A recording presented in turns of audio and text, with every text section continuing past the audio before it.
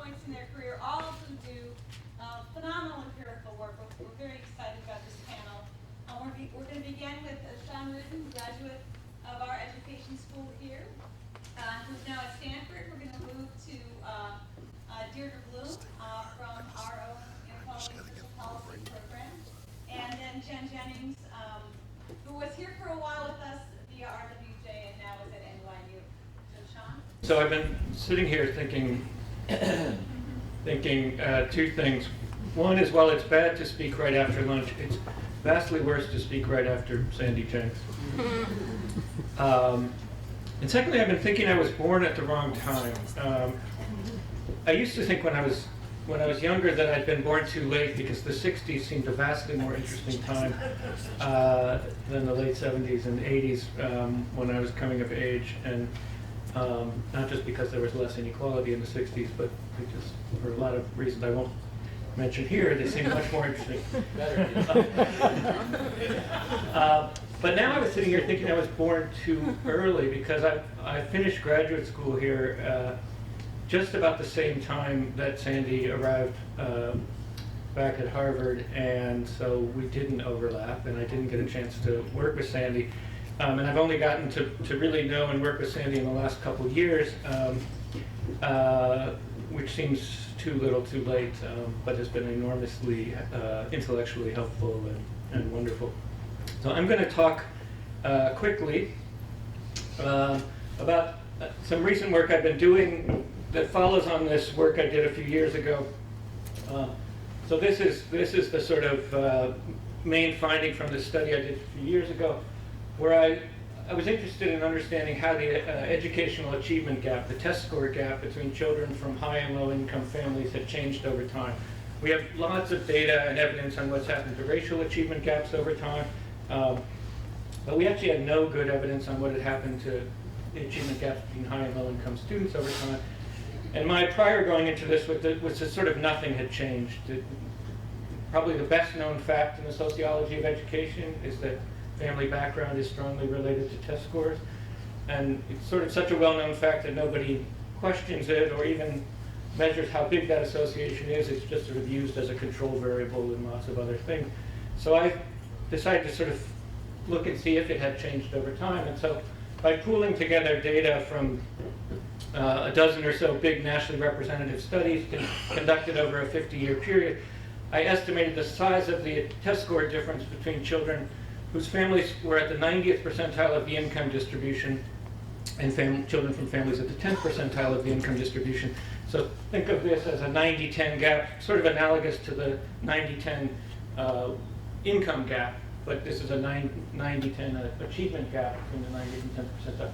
And the sort of big finding here was that this gap had increased by about 40% between cohorts born in the 1970s to cohorts born in the 1990s. And so if I drew the black-white test score gap on this same picture, it was up here in the 1960s, and it's down about here now. And so the story with respect to income is the sort of diametric opposite of the story with respect to race. And so since doing that work, I've started to think about, so why is that? Well, a couple of other stylized facts about it. One is that much of that growth in the achievement gap is a growth in the gap between high-income children and middle-income children. So the blue here is the gap between the 50th percentile, the child whose family income is at the median, and the child at the 10th percentile, and the red is the 90-50. So again, think of these as analogous to the standard sort of wage ratios. It's a little bit more muted in math, but it's pretty similar. So if you think about what's happened with income inequality, and this is the Piketty and Saez data that Bruce showed us earlier, the same time as this achievement gap has been growing, we've seen this dramatic growth in income inequality. And so the question is this growth in the achievement gap just a sort of mechanical artifact of the growth in income inequality? That is, most of the income achievement gap is at the high end, most of the growth in income inequality is at the high end. The sort of timing of them coincides reasonably well. And of course, I'm measuring the achievement gap as the gap between the the children at the 90th and 10th percentile, and so those children are getting further apart in real income, right? And so if income has the same association with the test scores over time, then there'll just be a sort of mechanical widening of the achievement gap. And so what I wanted to do was sort of say, is that the story, which is in some ways a pretty simple story, or is it true that the relationship between income and achievement has grown in a real sense over time, that it's not a mechanical relationship, but that something else is going on? And that's a more complicated story to sort of understand how and why that's happened. But as a sort of first order, I wanted to just decompose this growth in the achievement gap to the extent to which it's sort of mechanical and not. But one other just piece of evidence is just I wanted to also thought another way to get a handle on this is to look cross-nationally. And so we put together data from about 20 or so OECD countries where we could get good data on this income achievement gap. This is just cross-sectional. And so on the bottom axis is a index of inequality. It's a kind of an index of Gini coefficient and poverty rates and income segregation. And on the y-axis is the size of this 90-10 income achievement gap in different countries. And there's a sort of strong positive relationship with Sweden, notably way over here, having both low income inequality and a small achievement gap, and the US kind of the big outlier there. And sort of no matter how we fit this regression line, if we leave the US out or not, we get sort of the same story. So cross-sectionally, we see the same thing as we see longitudinally in the US, that is, bigger income inequality is associated with a bigger achievement gap, but it's, again, not clear whether that's a mechanical story or whether that's because the relationship between income and test scores is stronger in the US and high income countries than it is in low inequality countries. So I'll show you an equation just to keep you on your toes here after lunch. So, think of this as a very descriptive, stylized model, not in any way a causal model. But if we think of test scores as just a simple linear function of log income, and empirically that's pretty true. It's a pretty linear relationship. And then if we write out this 90-10 gap as the difference in average test scores between a child whose family is at the 90th and a child whose family is at the 10th percentile, we get an expression of the gap that says it's the product of beta here, the association between income and achievement, and the amount of income inequality. This 90/10 thing is just the 90-10 income ratio, the standard measure of income inequality. And so the gap might be getting bigger over time, either because beta is getting bigger or because income inequality is getting bigger. And so what I want to do, we can look pretty easily and see what's happening to the income inequality over time. And so what I'm going to try to do here is estimate what's happened to beta over time. Is beta really changing? That's the exercise, nothing too elaborate. Now, if beta changes, I should say two things about this. One is, I'm measuring income contemporaneous with the time test scores are measured. And so you should worry a little bit about that, because if the income that matters for a child's academic achievement is say, lifetime income up to that time, or early childhood income, where we think income is more matter, then I have a kind of a noisy measure of the relevant income, because I've got current income. And if income volatility is changing over time as well, then current income is a more or less noisy measure of long-term income or early childhood income than at different points in time. And so this is not, I don't have the perfect data, because what I mostly have is contemporaneous income. But so that's one thing. And the other thing is, if beta changes over time, that doesn't mean that there's a changing causal relationship between income and test scores. That is, if I gave someone $1,000 in 1980, that it didn't matter as much as giving them $1,000 today. It might mean that things that matter for educational achievement have become more correlated with income over time, and that gets captured in it. Or it may be that the things that are correlated with income matter more over time, like parents' education or neighborhood conditions or something like that. So don't read the evidence about the changes in beta as evidence of a change in the causal effect of a dollar of income or a log dollar of income, but read it as a description of the changing association between income and everything associated with income and achievement. And then the enterprise will be to figure out how much of, if beta is changing, basically I'm going to push the descriptive can a little bit further down the road, but I'm not really going to be able to give a sort of final answer.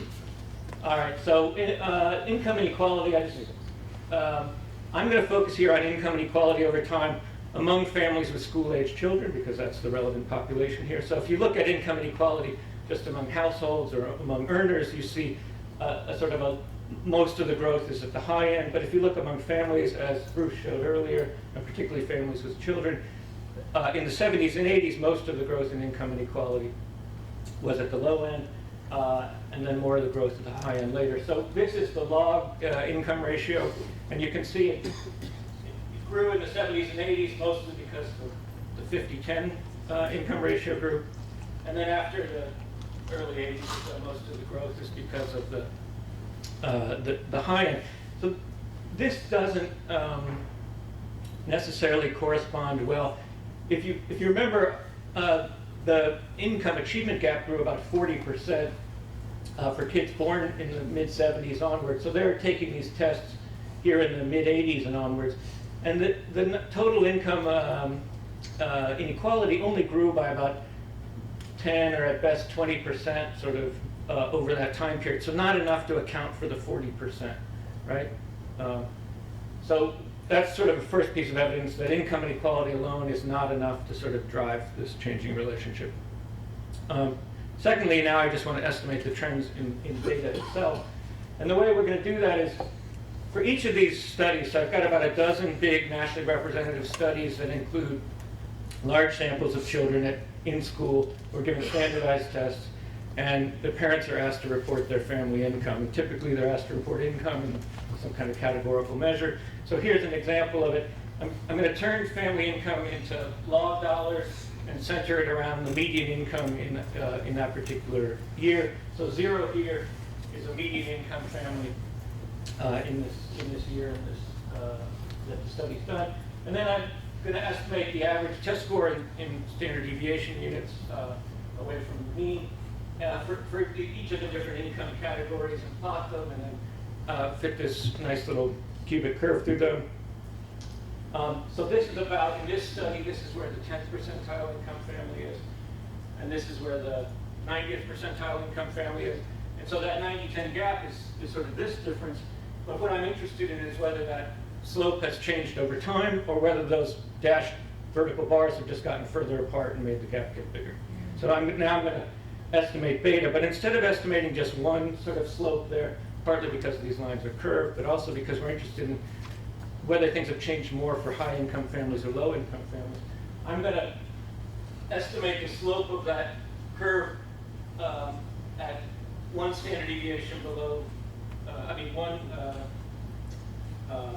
half of the median income and 1.5 times the median income, which correspond roughly to about the 30th and 70th percentiles of the income distribution. So I'm sort of looking to see what's the association between log income and achievement for families in the bottom half of the income distribution, around the 30th percentile, and around the 70th percentile, to sort of see if the trends are different at different places.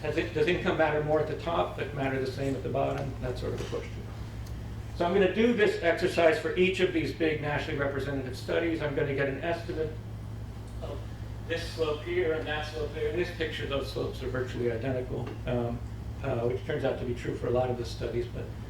But I'm going to get those, and then I'm going to plot those slope estimates over time, and I'm going to see if they get bigger or smaller or stay the same. Very simple exercise. And here's the answer. So this is for the math test scores. These are the betas at half the median income. These are the betas at the median income. These are the betas at 1.5 times the median income. And I've plotted them with error bars, whole deal, weighted linear regression through it. And the story is those betas are getting steeper on average over time, both at the bottom end of the income distribution and at the top end of the income distribution. That is, the association between income has gotten stronger over time, not just income inequality has grown over time. We see the same thing in reading, though if growth is a little bit weaker here, though when we do the significance test, we can't reject that they're all basically the same. So the conclusion I think I would make, and if you look at these slopes, they go up by about 30 to 40%.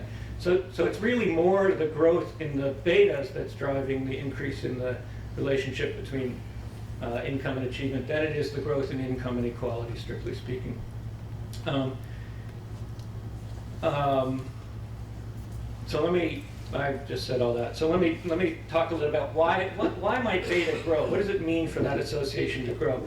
So one possibility is that families are using their money or their time differently, that the families are investing differently. So having more money, you do different things with it.